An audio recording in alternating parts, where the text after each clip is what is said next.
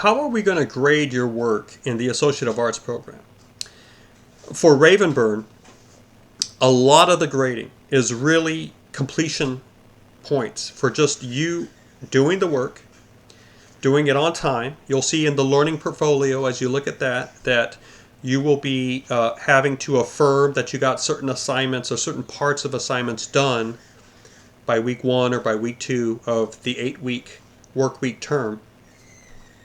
Now, some of those terms, this is a little bit of a digression, some of those terms are going to have holiday weeks within them.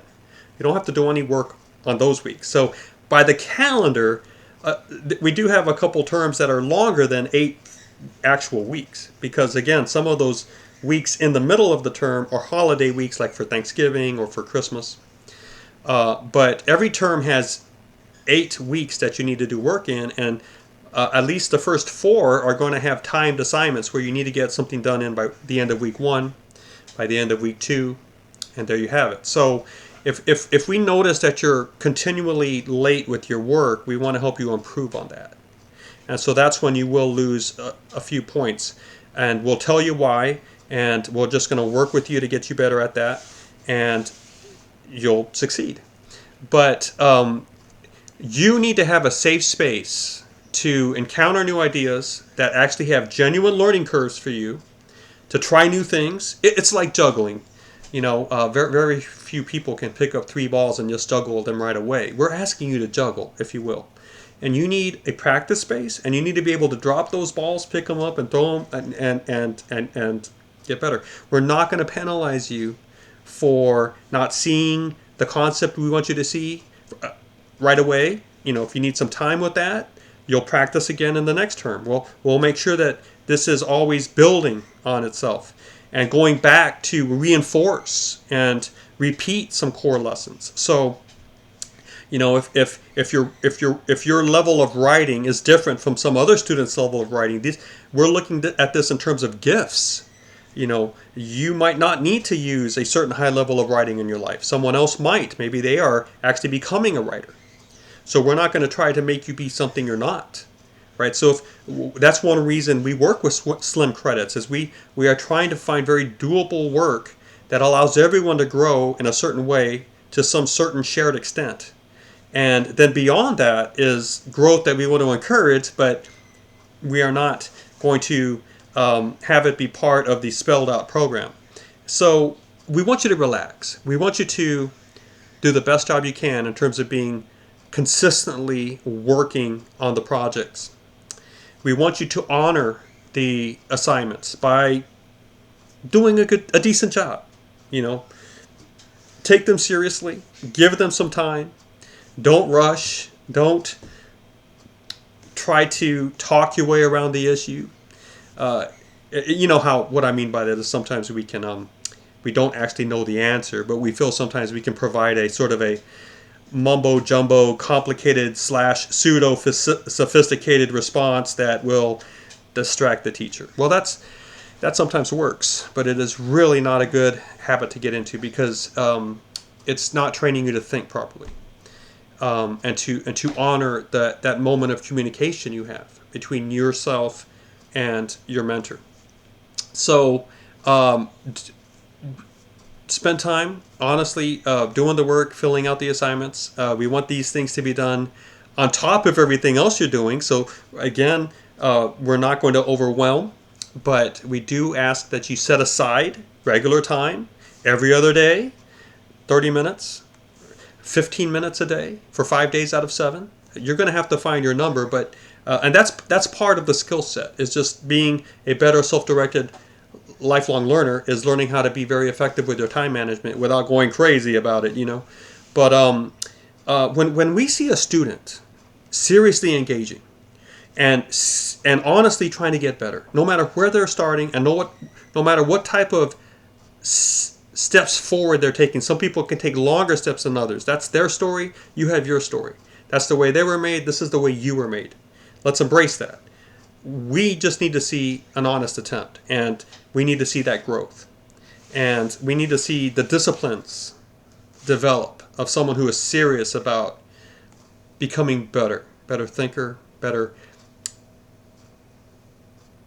emotionally connected, better communicator.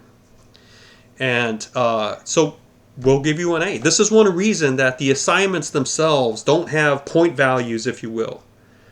They don't have rubrics, so that when, and they don't, you know, you're not going to get, you know, tons of revisions to do. You're not going to get tons of feedback as to why. You're going to get a lot of the points available. You're going to do well in this. If you're not, then your mentor is going to step in very soon and say, look, this is concerning.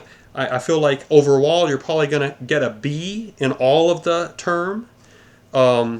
Here's how we can get an A. That's the job of the mentor, to recognize how you can grow. If they are going to penalize you in any way, or you know, not give you an A for the term, they need to come in and work with you so that you have a chance to see why, and then you can improve.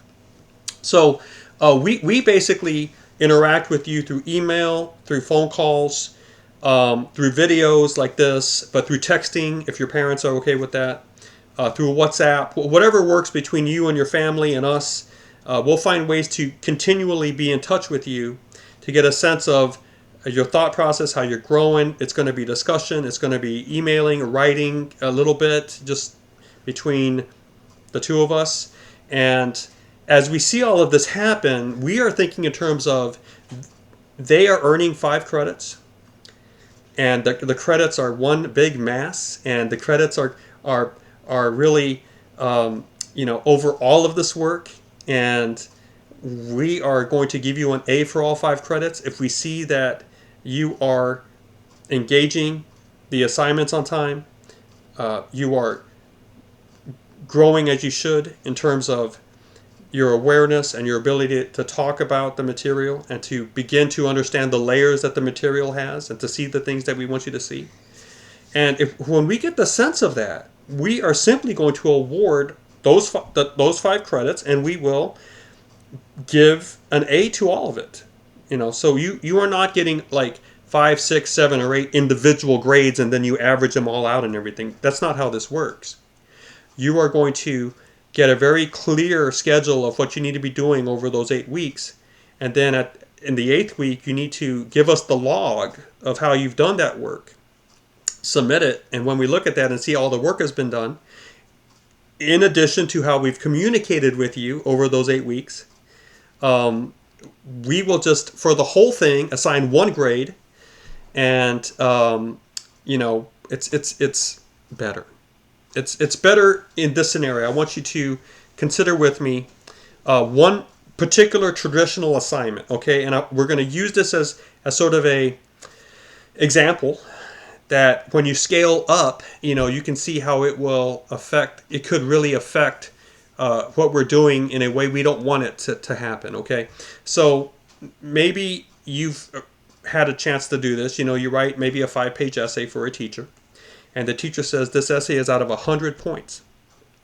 And then the teacher, at that point, because it's out of 100, is trying to...